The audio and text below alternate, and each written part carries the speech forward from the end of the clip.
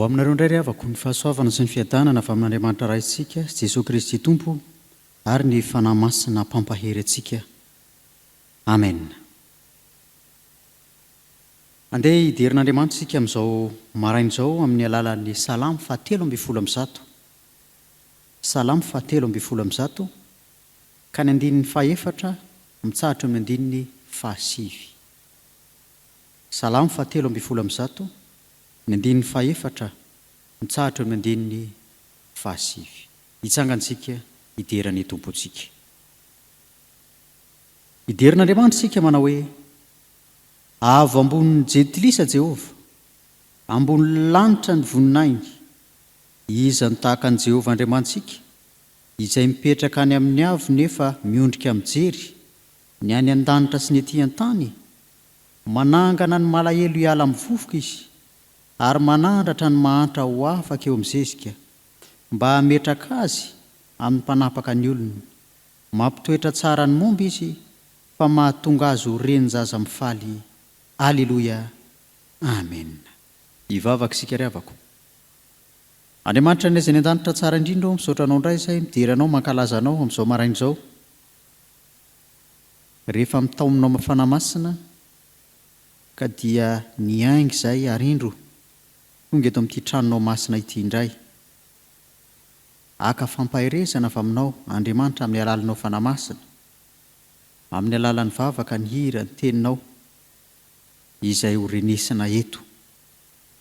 Ny Tompoandriamanitra io, raha manatrika izao fampoavavahana izao tokoa ary izay, dia diovy indray ho hafa-keloko, ho afa-pahotana, mba hahatonga anay ho tafaray marina tokoa aminao amin'izao marain'izao, amin'ity lavanandro rehetra an'io ity, ary mandritry ny androm-piainanay rehetra. Dia miteny eneto ianao Jesosy amin'ny alalanao fanamasina, ary amin'ny anaranao no ahafahanay mivavaka toy izany. Amen. Hivavaka isika ry havako. Jesosy ankehitriny izay dia amaky ny teninao, andray ny afatra avy aminao indray amin'izao marain'izao, satria sabatra roa alely izany. Ary koa ahafahanay mandray aina vaovao indray avy amin'izany tenina ho velona izany. Mitenena ary ianao fa miaino zahay. Amen. Ny mofinainantsika amin'ity an'io ity ry havako dia ny Tesalonianina voalohany. Tesalonianina voalohany, toko 5, ny andinin'ny 12 mitsahatra amin'ny andinin'ny 15. Tesalonianina voalohany, toko 5, andinin'ny 12 mitsahatra amin'ny andinin'ny 15. Vaky toy izao minaran'ny Tompo manao hoe: ary mangataka aminareo zahay rahalahy, mba ekenareo izay mikely aina eo aminareo, sy mitondra anareo amin'ny Tompo ary mananatra anareo, ary mba ho ajainareo indrindra amin'ny fitiavana izy noho ny asany, mihavana tsara. Ary mananatra anareo izahay rahalahy, anaro izay tsy mitoetra tsara, omeo tokony ny malemy saina, ampaherezo ny reraka, mandefera amin'ny olona rehetra, tandremo mba tsy hisy hamaly ratsy olona, fa miezah mandrakariva hitady izay tsara amin'ny namanareo na amin'ny olona rehetra. Amen. Ray masino manamasinina amin'ny fahamarinana, ny teninao ny fahamarinana. Amen. Rehavako malala amin'ny Tompo, tsy tsahatra hitombo aminareo indray ny fahasoavana sy ny fiadanana avy amin'Andriamanitra raitsika. Amen. Araka ny mofinainantsika teo ry havako dia ny Tesalonianina voalohany, toko 5, ny andinin'ny 12 mitsahatra amin'ny andinin'ny 15 no hitondrana hafatra ao antsika amin'ity an'io ity. Ny Tesalonianina moa eto no anoratany Paoly izao epistily na taratasy izao. Izy ireo dia ireo olona tena mbola vao mafana ny filazantsara, vao mafana, ary vokatra izany hafanapo tao amin'izy ireo zany dia tsy te hisaraka amin'izy ireo i Paoly, fa teo eo amin'izareo mandrakariva, nefa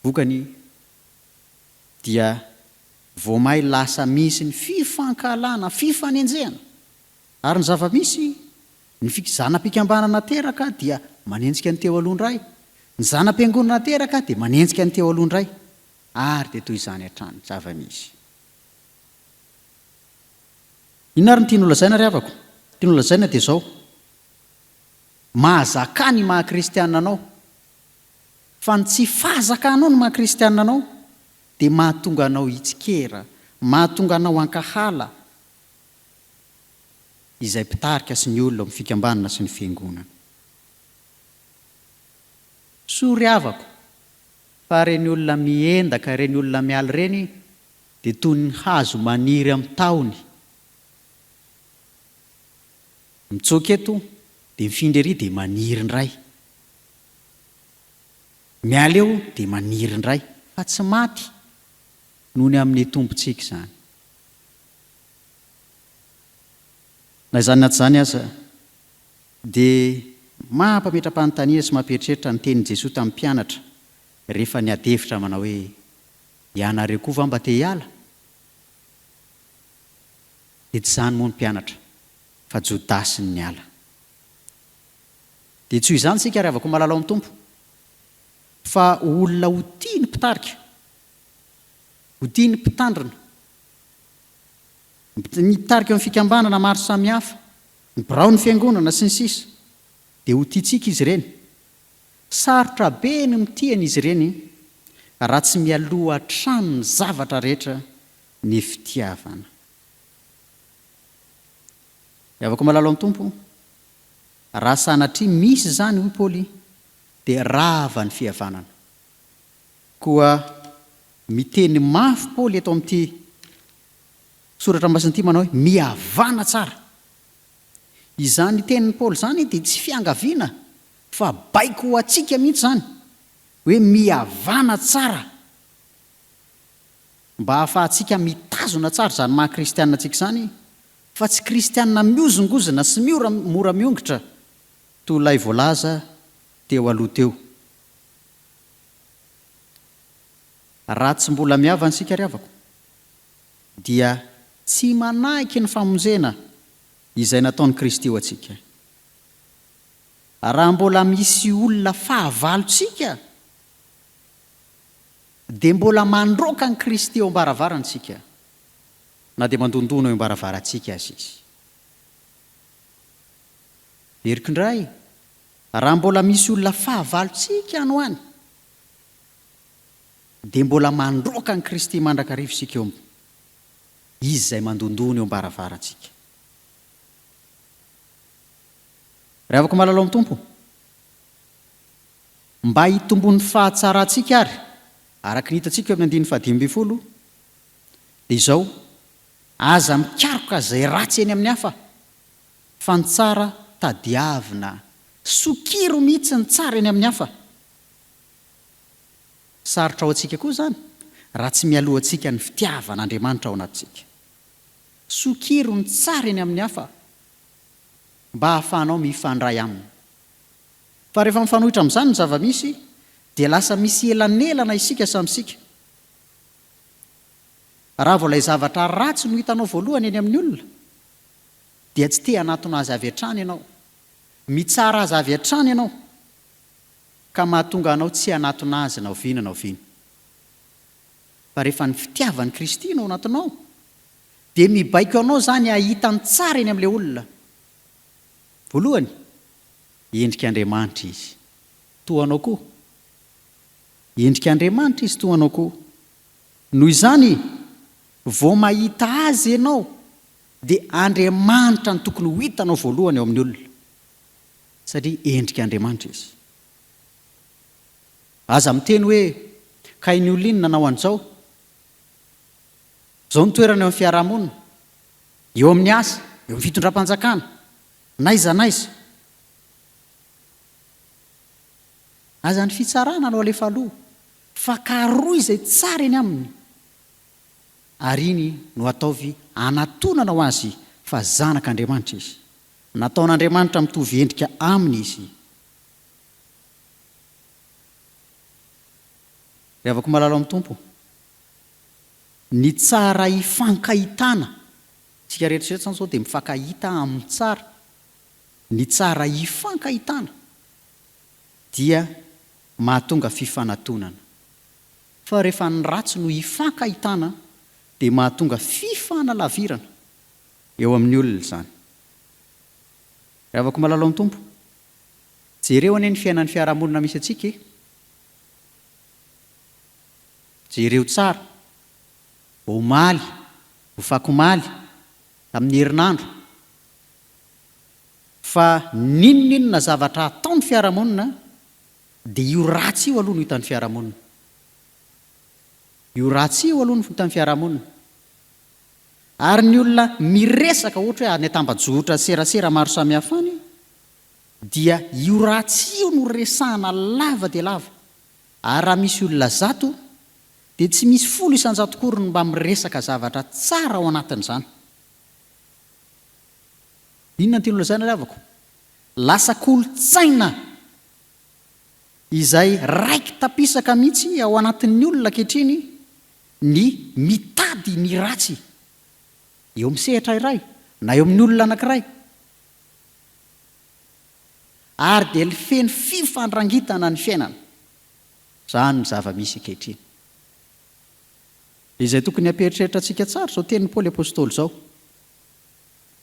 mba ahafahantsika miorina tsara amin'ny mahakristianina antsika, ahafahantsika mahazaka ny mahakristianina antsika. Fa marobe ny kristianina tsy mahazaka ny mahakristianina azy fa mandehandeha ho azy fotsiny eny. Lasa fahazarana fotsiny ny mivavaka mamonjy fotoam-pivavahana fahazarana fa tsy tena mipetraka amin'izany. Noho izany ry havako dia zava-dehibe ity soratra masina teo anoloantsika ity ahafahantsika mieritreritra ny momba antsika sy momba ny fiangonana ny fiarahamonina izay misy antsika hiainantsika isan'andro isan'andro. Dia azonao lalinina hatrany indrindraindrindra azonao ampiarina tsara ireo fampahirezana tenenin'ny Paoly apôstôly ireo raha te hazaka tsara ny mahakristianina anao ianao. Dia ny tenin'ny Paoly apôstôly manao hoe anaro izay tsy mitoetra tsara, ome tokony malemy saina, ampahirezo ny reraka, mandefera amin'ny olona rehetra. Raha isika aza mbola somary miha tsara velatseny amin'ny fiainantsika dia tsy ho vitantsika mihitsy io tenin'ny Paoly apôstôly io raha tsy mijoro marina mahakristianina antsika isika dia tsy ho vitantsika mihitsy tenin'ny Paoly apôstôly io. Satria raha vao manao an'io ianao raha olona tsy mijoro tsara akory dia ianao indray no hisy tora-bato betsaka fa mijoro tsara sahy. Farandriavako ny ambadika ity tenin'ny Paoly apôstôly rehetra ity dia izao amba olona vao mafana ny finoana ny Tesalonianina dia tiany Paoly izy ireo mba mafy tsara ary mba mafy azy tsara dia mila taratasy mivelatra eo anoloana izy ireo dia izao epistily ny Tesalonianina izao. Izany ry havako mba hahatonga antsika ho kristianina mafy orina ary dia taratasy mivelatra eo anoloanantsika ny baiboly ny soratra masina manontolo ka vakio isan'andro izany mba hahatonga antsika ho satoko amin'ny fitoriana ny filazantsara ny tompontsika. Reto ny fitiny afatra izay nomenantsika tamin'ity anio ity ry havako. Voalohany,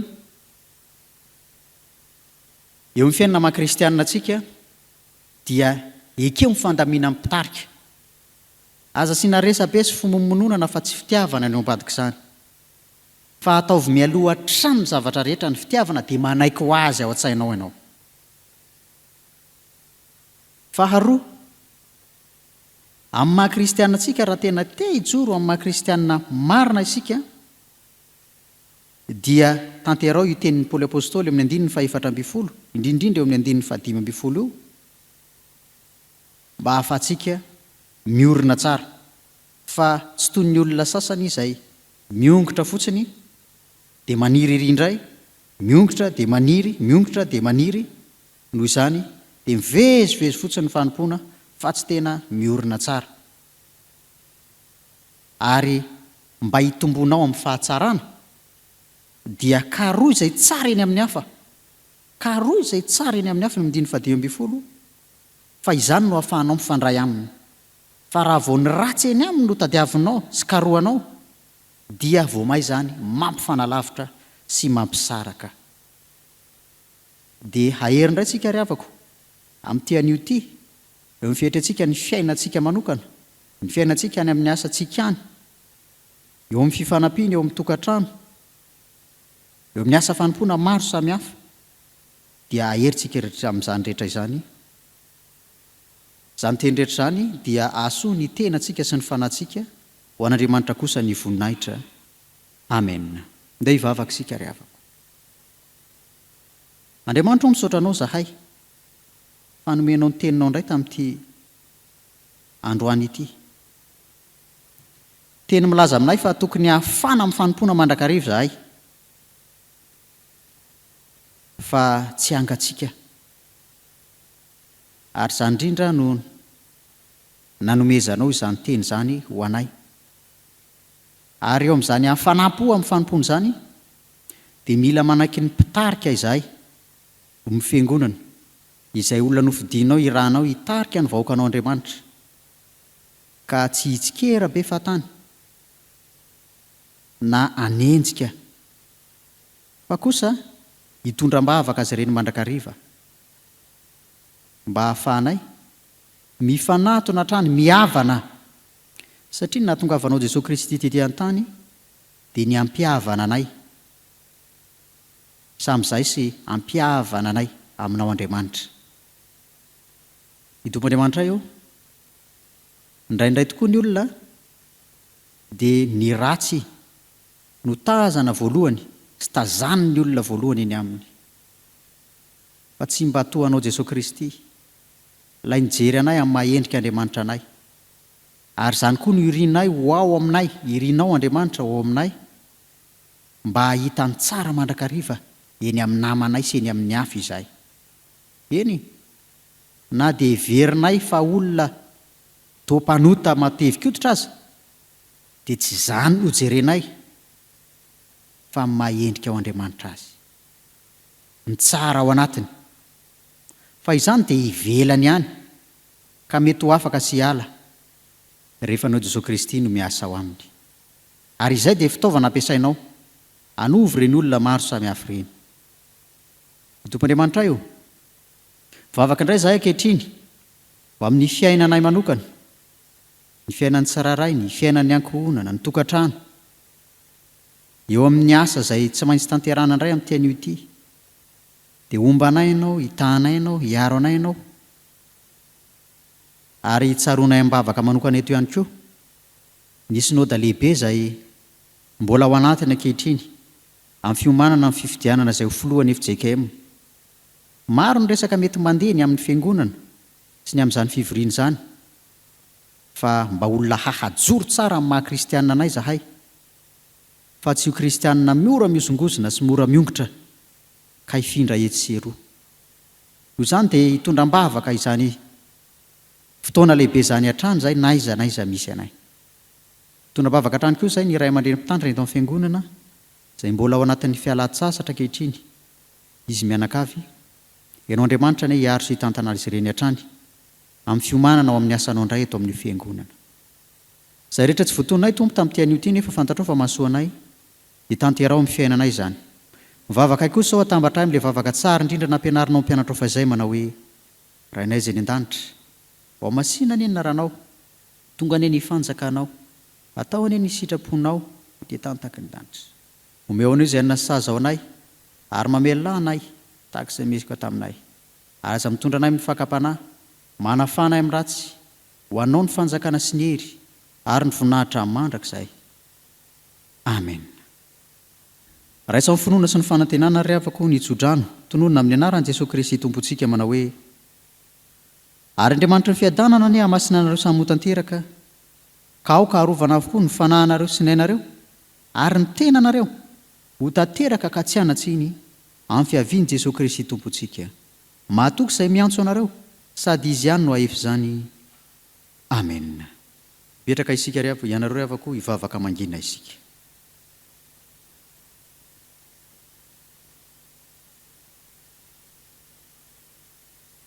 Ho an'Andriamanitra irery ny voninahitra amin'ny anaran'ny Ray sy ny Zanaka ary ny fanahy masina. Amen.